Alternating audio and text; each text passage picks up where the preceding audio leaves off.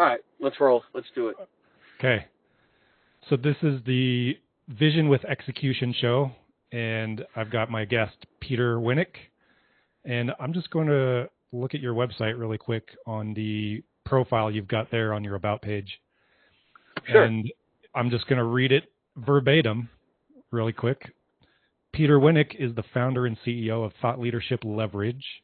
For the past 2 decades, he has helped individuals and organizations build and grow revenue streams through designing and growing their thought leadership platforms, as well as acting as a guide and advisor for increasing business-to-business sales of thought leadership products. There we go. Welcome to the show, Peter. Thanks for coming. Hey, thanks for having me. So this is a newer show for me, so I'm happy to help steer this conversation in a direction that is most helpful for you. But I do ask all my guests 2 questions. And usually the first one is, what is your biggest vision for 2025? And it doesn't have to be business related. It can be personally, it can be physically, mentally, emotionally, spiritually, whatever your big vision is for 2025. I really want to know what that is. And then the second question, the follow-up question to that would be, how are you planning on executing on that vision? Yeah, so I would say it's 3 things, and I like the way you contextualize that. It would be something that resembles balance, whatever that means. Fun. Well, it's 4 things actually: balance, fun, profitability, and I am a big fan of the no a-hole rule. So I'm fortunate to be at a stage in my career where I don't know if I've become cranky or I don't have the patience, but like I will not work with a-holes, both internally and externally. And it actually works out for the best. So could I get a clarification on that? When I say I don't like working with a-holes, I have a particular type of a-hole that I don't like to work with. But what does it mean to you to not work with a-holes? Well, I think that the litmus test, if I saw a call with, let's say there was another Adam the a-hole on my calendar, and I see your name on there, tomorrow I have a call at 2:00 with Adam the a-hole, and I just get that cringe, that means I don't want to do that. Wow. So it could be there's a lot of things that could contribute to that, right? It could be you micromanage, you're impossible to satisfy, you're grading, you're disrespectful. I mean, there's a laundry list of things that could contribute to your a-holeness. But the quick test is if I want to see my calendar full of names that I'm like, oh, that's interesting. Oh, that's fun. That's curious. I'm looking forward to the conversation I'm having with you today. Okay. I love hearing how people define very common words in our language, but we always have more of a definition to it, like the deeper background. So I love pulling out meanings of common words like that. And it's because I'm a trained journalist. I went to school in communications. I had to write thousands of papers, and I worked at the newspaper at the school. And I love how people use their words and our language. And even my own teenagers, I've got an 18-year-old son and a 14-year-old daughter. The vernacular they use in their day-to-day language sometimes makes no sense whatsoever. Even though the words they're using, I've heard the words before, but the context and the meaning are completely different. And so I always pick up on things like that. So much appreciated to define a-hole for me. Now you know. Now I know. Teach that in communication. They didn't teach that in communication school. No, they didn't. So tell me, what does the vision look like for you in 2025? Whatever that means in your head, I'd love to pull it out a little bit. Yeah, so I think for me in the business, it's more of the same and then some different. So under the more of the same, we serve a certain market, and we will continue to serve that market because we're good at it. We can make those clients happy, It's profitable, it's fun, it's engaging, etc. So we're going to continue to do what we've been doing for 16 going on 17 years now. And then under the new, there's some new things that we'll do and try or expand on that we've been dabbling in over the last couple of years, which is things like licensing, things like developing learning programs, things like developing various partnerships, etc. So I think it's kind of iterative. It's kind of evolutionary, if you will, because I think if you in business, the first thing you got to do is figure out your lane, figure out your niche, figure out the market that you serve. But then once you're there, you can't just stay there, right? Because otherwise the world will pass you by. Like, so where do you keep one foot in, and where are you kind of looking around the bend to see what's next? What service lines could you add to a professional services business? What other types of clients can you serve? And what are the things in the market that are the same, and what are the things in the market that are changing that you have to either meet or choose not to participate in. So who would you say is your ideal client? The one that you look on your calendar and you're just excited to chat with them because you know you're going to kill it for them? Yeah. So our clients are nonfiction authors, academics, thought leaders, keynote speakers, small to mid-sized consultancies, and we also work with a fair number of founders, CEOs, senior executives, et cetera. So that's our lane, right? Like, so those are the types of folks that we work with, that we can be helpful, that we can help them scale and leverage their thought leadership for impact or for increasing their income. And how do you define the term thought leadership? That's the zillion-dollar question, right? So to me, there's a couple ways to define it. We have a pretty sophisticated model, which is a framework that we use to define thought leadership. But for the purpose of a shorter answer here, I think about it as two components. There's the thought piece, and then there's the leadership piece. So if you break that down and you say, okay, under the thought piece, where does thoughtfulness come from? So if all you're doing is regurgitating or copy pasting or whatever, that's not thoughtful. Thoughtful could come from, research is a great place that thoughtfulness or insight or wisdom could come from. Experience, right? So I am a consultant. My thoughtfulness oftentimes comes from real life experience working with dozens of clients every year.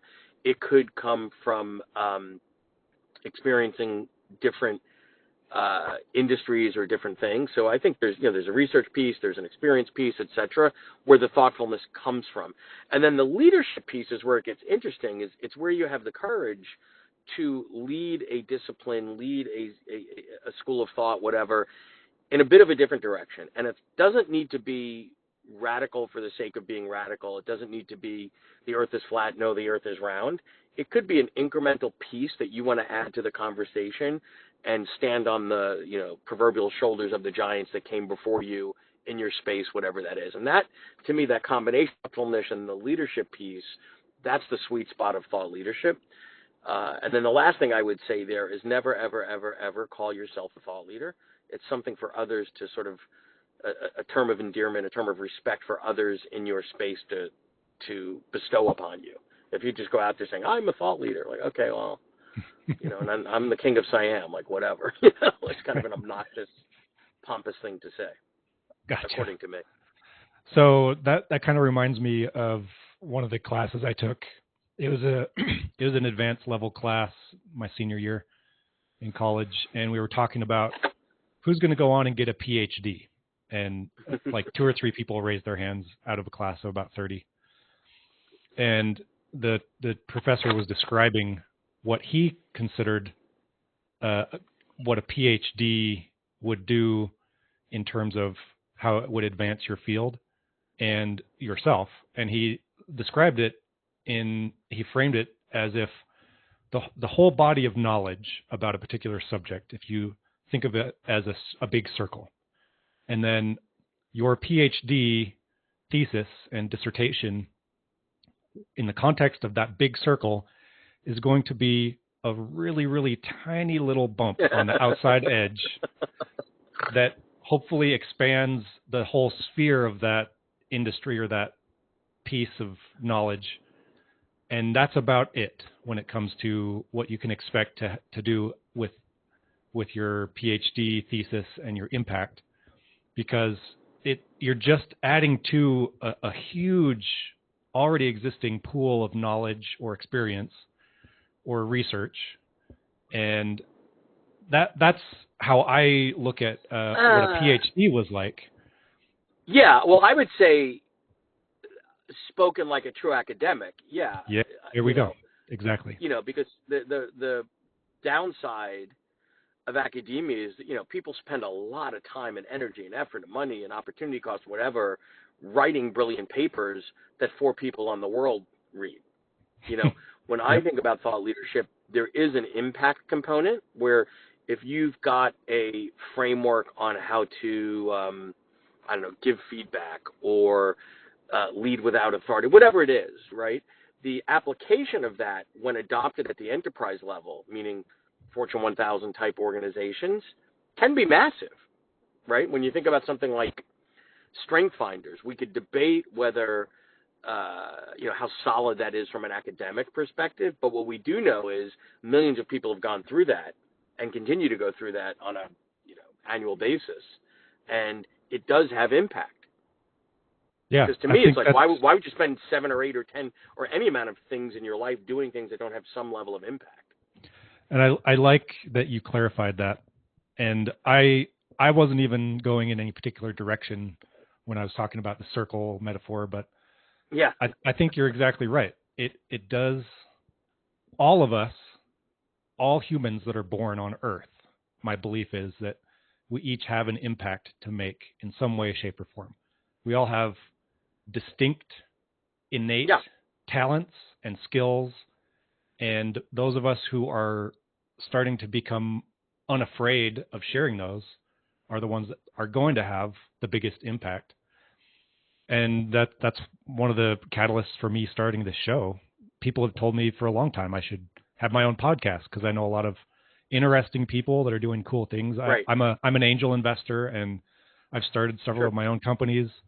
And just along the way, I meet so many cool people, and that's my plan, is just to interview them and have them on my show and see where it goes. But my particular vision was to do something that scared me a little bit, and be something that I knew that I could also accomplish and turn into a reality. So I'm using my own mantra to I love create this show. So, well, and I think let me add 2 things to that, Adam. One is, as a thought leader, if your work could be distilled down into common language, common models, common methodologies that people can share, that is really, really powerful. Number 2, with regards to you launching this podcast, it's also an experiment, right? Let's say, for example, in some period of time, 3 months, 6 months, whatever, it doesn't work out, you're not enjoying it, it's not hitting the targets that you wanted, you could shut it down and nobody's going to die, and it's not a bet the house move, right? So what I love is that people that have the courage to try things, and when you're doing something like a podcast, because I've got one as well, the, quote, scary part is it's a public experiment, right? Yeah. So you do it, you try it, it's either going to work or it's not, and you'll either continue to do it for a long period of time, or you won't. The market, however you define that, will help you determine that, as well as the intrinsic value. You might say, I don't care if 3 people listen to this. It's a great excuse for me to talk to fun and cool people. Okay, cool. That makes it worthy of doing. Well, yeah, I could easily say that that's probably my biggest litmus test right now is the people I have on my show right now are people I care about talking to. No one is pitching my show right now to be on for any reason. And so well, that'll happen. Yeah, I get to talk to everybody that I want to talk to. So it's great to have that level of control and have fun with it. And I definitely. And I might be the first one to bring a steering wheel, right? Am I the first one to break the? Yes, you have that distinction for sure. So I take it everywhere with me. So good job. So I would love to know, as you know, I would like to wrap up how we end the show with you in particular in the next 5 minutes or so, how you are going to execute your vision into reality, and any specific steps or strategies or frameworks, however you want to describe that, I would love to know. Yeah, I think it's a good question. So on the balance side, that's probably not the big, but the biggest of the ones I gave you that's unknown, right? So that's a work in progress, right? Making sure that fun, health, physical fitness, mental health, all the other things, if you will, get taken into account relative to decisions that get made. So I can't say I have here's a 7-step plan for that. So that's that. In terms of the business and who we serve and the no a-hole thing, I'm really, I think if you've been doing something for a while, you've got to trust, we all want the data, but I think you have to have the confidence and the courage to trust your spidey senses. If I get, particularly early on in an interaction with a potential client, the vibe or the signals or the whatever. People don't wake up one day and just totally change their personalities, right? There were Right. things there that you could have looked for early on, but I think sometimes as business leaders and business owners, we'll look the other way because we're in the process of turning a prospect into a client or whatever. Careful what you wish for, right? Because in my world, in professional services, winning the client is not transactional. Now you get to work with that person. Well, if that person's a total jerk, why would you want to, quote, win an opportunity to spend time with someone that makes you nauseous, that you don't respect, that you're not going to make happy? Like, why would you want that? So I think trust your spidey senses. Sometimes you can't quantify it as you would a more, I don't know, analytical or rational decision, but that's okay, I think. So I'm going to continue to trust my spidey senses, experiment with things that are interesting, do more of what I know we do well to the folks that we serve well, and that's the plan. Okay. Well, I'm going to end the show now, and then you and I are probably going to talk a little bit later. But just to Sure. make a closing soundbite, this has been the Vision with Execution show, hosted by me, Adam Torkelson, the son of a circus clown, and my guest, Peter Winick from Thought Leadership. The exact name of your company was Thought Leadership Thought leadership leverage. Leverage. Thought Leadership Leverage. Yep. I knew it had Thought Yep. Leadership. So